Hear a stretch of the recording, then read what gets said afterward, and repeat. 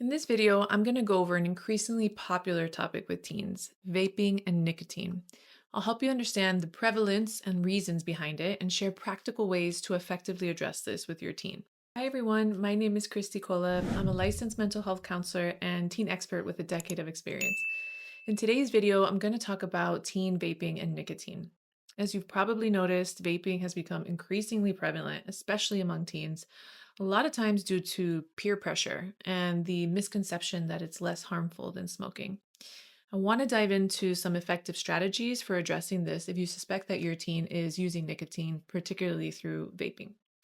So let's start with understanding the prevalence and peer pressure. I want to give you some relevant statistics, some recent statistics. According to the National Institute of Drug Abuse, nearly 20% of 12th graders reported vaping nicotine in the past month, as of 2020. Also, the Centers for Disease Control, or the CDC, reported that in 2021, 11.3% of high school students and 2.8% of middle school students were current users of e cigarettes. I've also noted personally with my teen clients that the majority have either tried or are currently using nicotine, particularly through vaping. So it's out there. In terms of peer pressure and peer influence, a study published in the Journal of Adolescent Health found that peer influence significantly affects adolescents' decisions to start vaping. Teens who perceive high levels of social acceptance for vaping are much more likely to engage in it themselves. Research from the Truth Initiative also indicates that teens are more likely to vape if their friends or peers vape. So we know there is a strong social component to vaping, especially if they're so exposed to it. There's also a lot of misconceptions about vaping. Many teens believe that vaping is less harmful than smoking cigarettes. According to a study of the National Institute of Health, nearly 40% of high school seniors considered vaping to be less harmful than smoking traditional cigarettes. There's also the availability of flavored e cigarettes, which is a significant factor in the popularity of vaping among teens. A study found that flavors such as fruit, candy, and mint are particularly appealing to younger users. I think it's helpful to understand the prevalence and social dynamics of vaping so you can effectively address this issue with your kids. Now, let's talk about effective ways to approach your teen and discuss vaping and nicotine use. We're going to start with open communication. Create a safe and non judgmental space for this conversation. Ensure that the environment is conducive to an open and honest conversation, finding quiet and private spaces where you can talk to your teen without any interruptions. And you can just say, "Hey, I'd love to chat with you about something important. Can we sit down together after dinner?" Also, be calm and patient. Approach this conversation with that calm and patient demeanor. Avoid appearing confrontational or angry. This is just going to make your teen defensive and push them away. You can say, I want to understand more about your experiences and feelings without any judgment. It's also helpful to use open ended questions to encourage dialogue. Using these open ended questions that encourage your teen to share their thoughts and feelings rather than just answering with a yes and no. It kind of encourages a back and forth dialogue. So you can say, "Can you tell me more about what you've heard about vaping?" And then show genuine interest in their responses. This helps build trust and shows that you value their perspective. You could say, "What do you think are some of the reasons why people your age are vaping? What are some of the reasons you're vaping?" And listen actively or reflective listening, right? Practice this by paraphrasing what your teen says to show that you understand and also to clarify their feelings. For example, it sounds like you're saying that vaping is something a lot of your friends are doing and you're curious about it too. Is that right? Avoid interruptions when you're having this conversation. So let your teen speak without interrupting them. This shows respect and gives them the opportunity to express themselves fully. You can say, "I'm here to listen. I won't interrupt. I want to hear everything you have to say," and just be open ears. Then validate their feelings. Most importantly, validate your teen's feelings by acknowledging their emotions and showing empathy. This helps them feel understood and supported instead of pushing them away. For example, "I can see how you might feel pressure to try vaping. It's something your friends are doing. That must be hard."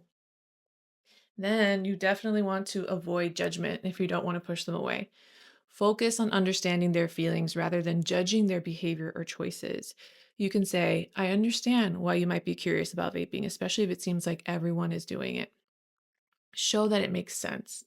And then you can share your concerns about vaping and nicotine using a calm demeanor and using facts without sounding like you're giving a lecture. You can say, I'm worried about the health risk associated with vaping. There's a lot of evidence that it can harm your lungs and be addictive.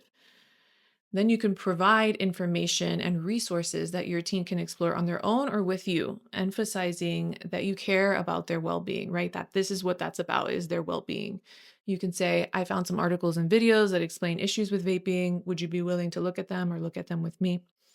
And educate them about the risks. Provide accurate information about the risk of vaping and nicotine use. Teens a lot of time believe that vaping is harmless, as I said earlier, so it's essential to clarify the potential health consequences and help them understand. You can say, I read that vaping can cause lung damage and addiction similar to smoking. Have you heard about this? Do you know about this? Once you approach them that way, try to understand their perspective. Listen to their reasons for vaping. It might be due to stress or peer pressure or curiosity. Understanding their motivations can help you address the underlying issues instead of just punishing the vaping. You can say, I want to understand why you might feel tempted to vape. Is it something that your friends are doing, or are you feeling stressed about something? Now, let's shift into trying to change the behavior by using positive discipline. First, we want to establish clear and specific rules and define our boundaries. Clearly define what behaviors are acceptable and what are not. Make sure that your teen understands the specific rules regarding vaping and nicotine. For example, in our home, we do not allow vaping or the use of any nicotine products. Be specific. Avoid any vague statements like vaping is bad, right? Provide a specific guideline about what you expect from your teen. So, I expect you to avoid vaping at school, at home, and when you're with your friends, right? Be very clear and specific. Then you can communicate the reasons behind the rules, including the risks. So, explain why these rules are in place, focusing on the health and risks and the potential for addiction. We don't allow vaping because it can cause serious lung damage and it's highly addictive. And then personalize the message and relate the risks to your teen's life goals. So making it more relevant will make it more impactful to them. So let's say they're an athlete.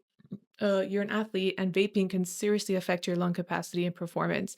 And that can get in the way of some of your future goals. Then you want to establish logical and consistent consequences. Make sure they are natural consequences, right? Those are consequences that are directly related to the behavior. That helps teens understand the connection between their actions and their outcomes.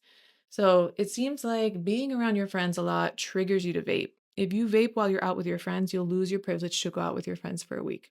Make sure it's relevant and then be consistent. Ensure that consequences are applied consistently. If they are inconsistent, it can lead to confusion and reduce the actual effectiveness of the rules. So that could be every time you vape, the same consequence will apply. There won't be any exceptions. It can also be helpful to involve your teen in setting rules and consequences and have like a more collaborative approach. This can increase their sense of responsibility and commitment to following the rules. So you could say, let's talk about what the rules should be and what the consequences should look like. I want to hear your thoughts. Of course, be willing to negotiate fair consequences. Allow your teen to have a say in what they think are fair consequences for breaking the rules. This collaborative approach can make them feel more accountable. You can ask them, what do you think would be a fair consequences if you were caught vaping? What would actually have an impact on you? Because sometimes we misalign these consequences and they don't really do anything for changing behavior. Most importantly is reinforce positive behavior. Reinforcing behavior by acknowledging and rewarding your teen when they make good choices. We know this to be much more effective than punishment. So I'm proud of you for choosing not to vape when your friends offered. Let's do something fun this weekend as a reward. Continue to encourage open communication. Encourage your teen to talk about their pressure or peer pressure, their struggles with vaping. Show appreciation for their honesty and willingness to discuss these issues with you. You can say, thank you for being honest with me about the peer pressure you're facing. I'm here to support you. We want to keep that open dialogue. We also want to offer support and alternatives. Provide support by offering healthier alternatives to cope with stress or peer pressure. Encourage activities that can help reduce temptation to vape. So, if you're feeling stressed, We can explore healthier ways to manage that, like talking to a counselor, exercising, other skills. Or let's cope ahead for an upcoming social activity where there will be vaping and we can kind of come up with a plan. Creating a supportive environment when intervening in your teen's vaping or nicotine use is about a lot more than just enforcing rules. It's about creating a supportive environment where your teen feels heard, understood, and guided towards healthier choices. This ensures that you don't just push them away or get into tons of power struggles. By combining open communication, education, positive discipline, you can help your teen navigate these challenges and make better decisions for their well being. Remember, it is a process, so stay patient, keep the lines of communication open, and continue to support your teen through their journey. If you enjoyed this video, be sure to like and subscribe for more parenting tips and content, and I'll see you in the next one. Bye.